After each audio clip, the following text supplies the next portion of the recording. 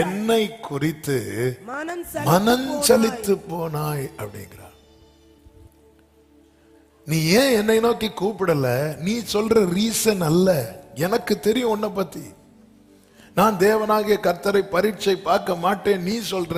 ஆனா நான் சொல்லட்டுமா, நீ ஏன் என்னை நோக்கி கூப்பிடலன்னு, நீ ஏன் என்ன என்கிட்ட கேட்கலன்னு? நீ என்னை குறித்து மனம் சலித்து போனாய். ஒரு காலத்துல நம்ம கிட்ட யாராவது உங்களுக்காக ஜெபிக்கிறோம்னு சொன்னா நமக்கு அவ்வளவு உற்சாகமா இருக்கும். இப்பொழுது பரவாயில்ல பிரதர், பரவாயில்ல சிஸ்டர், நம்ம ஜெபம் பண்ணலாம் சொன்னா என்ன ஜெபம்? ஆமென். சில ஆண்டுகளுக்கு முன்பதாக எனக்கு தெரிந்த ஒரு சகோதரி, அவங்க ஜெபம்னு அப்படி இருப்பாங்க. பிற்பாடு அவங்க ஒரு சூழ்நிலையில இருக்கும்போது அவர்களுக்காக ஜெபிக்கிறேன், அவங்களால கண்ணை மூடவே முடியல, ஆமேன்னு சொல்லவே முடியல, அப்படியே நிக்கிறாங்க. ஆண்டவரே, இவங்க நல்ல ஜெபிக்கிறவங்களாச்சே, இவங்க அவ்வளவு கர்த்தருடைய காரியங்கள்ல அப்படி உம்முடைய காரியங்களை ஆராய்வதில் தேடுவதில் அவ்வளவு இன்ட்ரெஸ்டா இருந்தவங்கள இப்ப ஏன் கண்ணை கூட மூட முடியல, ஜெபிக்க முடியல? ஆண்டவர் உணர்த்தினார், மனம் சலித்து போனார். நல்லா புரிஞ்சுக்கோங்க, நம்ம எதுலையும் டயர்ட் ஆகலாம். எந்த காரியத்தை குறித்த ஒரு வெறுப்பு, ஒரு சோர்வு இந்த பூமியில வரும்.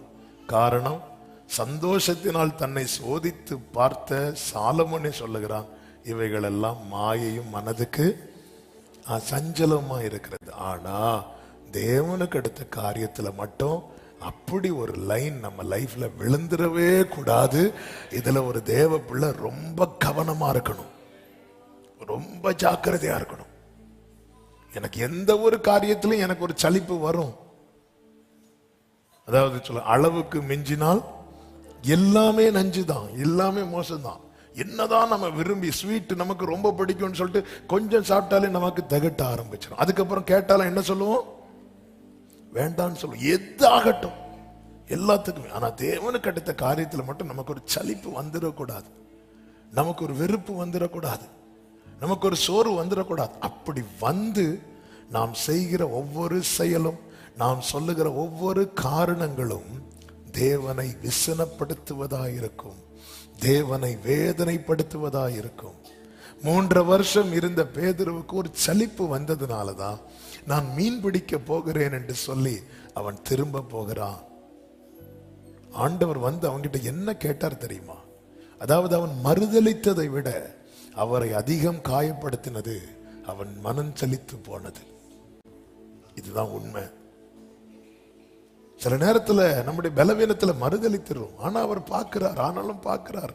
அவருக்கு தெரியும், அவருக்கு முந்தியே தெரியும் இவன் இப்படிதான் செய்வான்.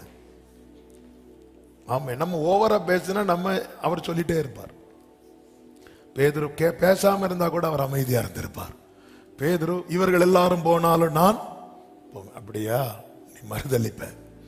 இவன் மறுதலிக்கிறது அவருக்கு தெரியும். ஆனா இவனா கேட்டு வாங்கினாது. சிலர் வந்து கம்பு வாங்கி கொடுத்து அடி வாங்குவாங்க ஸ்கூல்ல, அவங்கதான் வாங்கி கொண்டு கொடுப்பாங்க.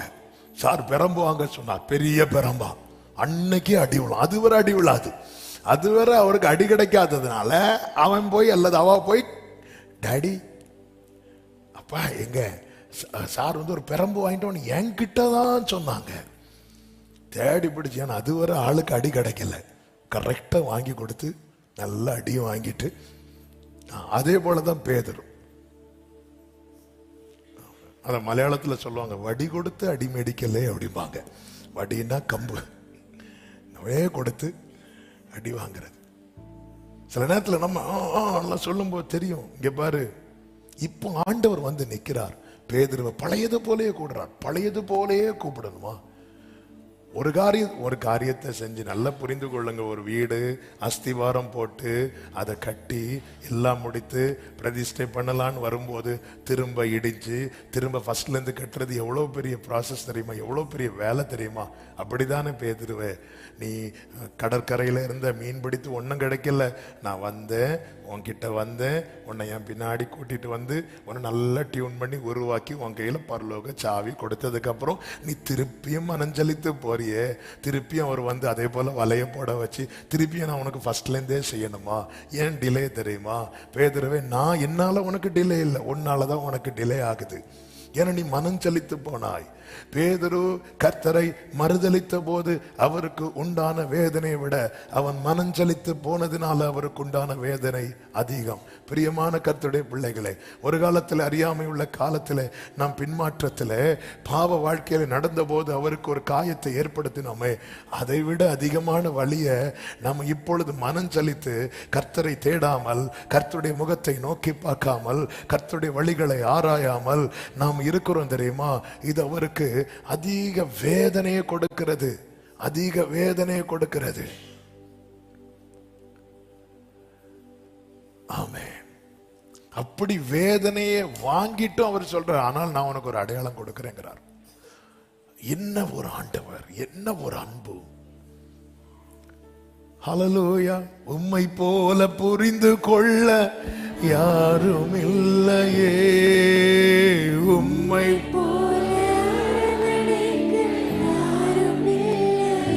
ஓ நீர் போதும். ஒரு கூட்டம் இயேசுவை சுத்தி இருக்கிறாங்க, நிறைய பிரசங்கம் கேட்டியாச்சு, ஆனா அவங்களுக்கு வசனமே தெரியல. அப்போ ஆண்டவர் அவர்களை பார்த்து ஒரு வார்த்தையை சொல்லுவார். யோவான் 8:43, யோவான் 8:43 வாசியுங்கள். என் வசனத்தை நீங்கள் ஏன் அறியாமல் இருக்கிறீர்கள்?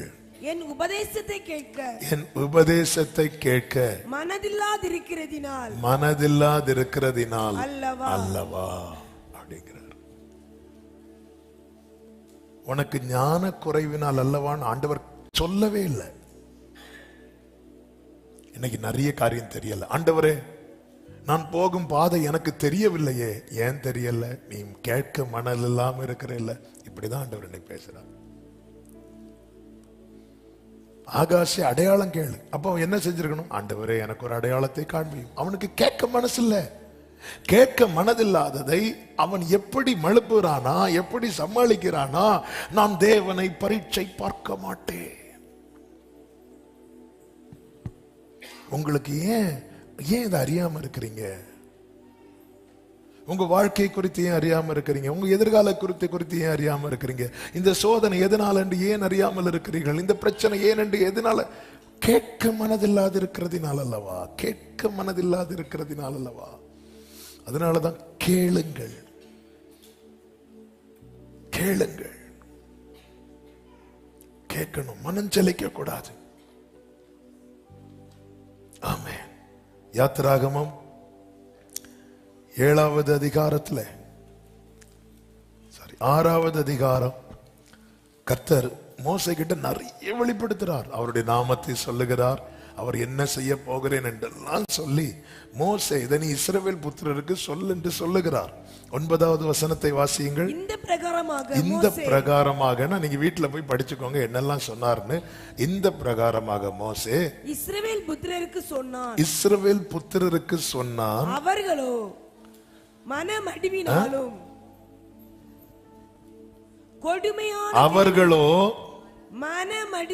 மனமடிவினாலும் கொடுமையான வேலையினாலும் மோசைக்கு செவி கொடாமற் போனார்கள். அவர் சொன்னதெல்லாம் கொஞ்சம் அப்படி பாருங்களேன்.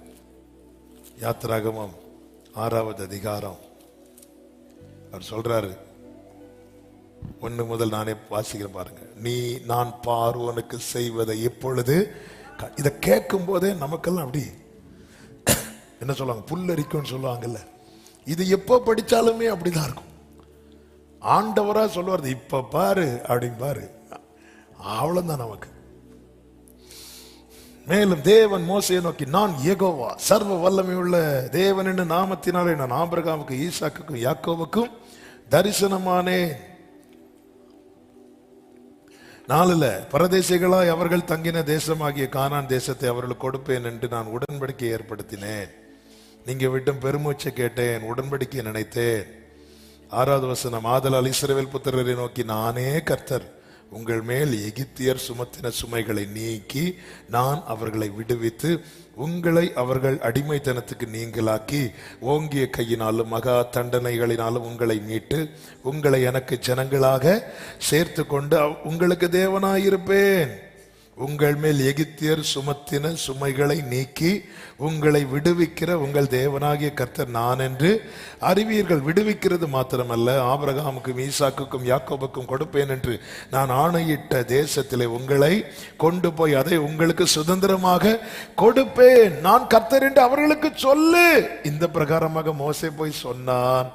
அவர்களோ மனமடிவினாலும் கொடுமையான வேலையினாலும் மோசேக்கு எங்கேயோ ஒரு இடத்துல மனதுல சோர்வு வந்துட்டு. இதுதான் நம்மை தேவனை விட்டு விலக பண்ணுகிறதும் தேவனுக்கு வேதனை உண்டாக்குகிறதுமான காரியமா இருக்கிறது. தேவ பிள்ளைகளே, நன்றாய் புரிந்து கொள்ளுங்கள். அழைத்தவர் உண்மை உள்ளவர். ஆண்டவர் சும்மா யாரிடத்திலும் பேச மாட்டார். கர்த்தருடைய காரியத்துல ஆரம்பத்தில் இருந்த இந்த இன்ட்ரெஸ்ட் இப்போ இருக்குதா? இல்லைன்னா நம்முடைய ஒவ்வொரு செயலுமே தேவனை விசனப்படுத்தினா அவரை துக்கப்படுத்தி கொண்டே இருக்கும். அவர் காயப்பட்டது போதாதென்றா மீண்டும் காயப்படுத்தி கொண்டிருக்கிறோம். அல்லது 3 ஆணிகள் பத்தவில்லையா? தலையில மட்டும் முள் இருந்தா போதாதண்டவரே, உங்க உடம்பு ஃபுல்லா முட்களால கொடுக்கணும்னு நினைக்கிறோமா? 39 சாட்டை அடிகள் அவருக்கு போதாதா? ஒவ்வொரு சாட்டை அடையிலும் சரீரத்திலே ஒரு கொத்து சதை கிழிந்து வரும் தெரியுமா? உளப்பட்டவரை போல காணப்பட்டது. அந்த கேடு அடைந்தார் என்று வேதம் சொல்லுகிறது. அந்த கேடு. இதுக்கு மேல ஒரு மனுஷனுக்கு மோசமான நிலை அடையவே முடியாது. பழைய ஏற்பாட்டில் மிகவும் வேதனைப்பட்ட ஒரு மனிதன் யார் என்று கேட்டால் யோபு என்று சொல்லலாம். ஆனால் இயேசு பட்ட வேதனையை பார்க்கும்போது யோபு எல்லாம் பட்ட வேதனை ஒன்றும் கிடையாது. அதுதான் உண்மை. அந்த கேடடைந்தார். யோபுவின் இந்த ஒரு பரிதாபமான நிலையை 4 நண்பர்கள் மட்டும்தான் பார்த்தார்கள். ஆனால் இயேசுவின் பரிதாபமான நிலையை ஊரே பார்த்து சிரிச்சது. ஆமென். அந்த கேடடைந்தார்.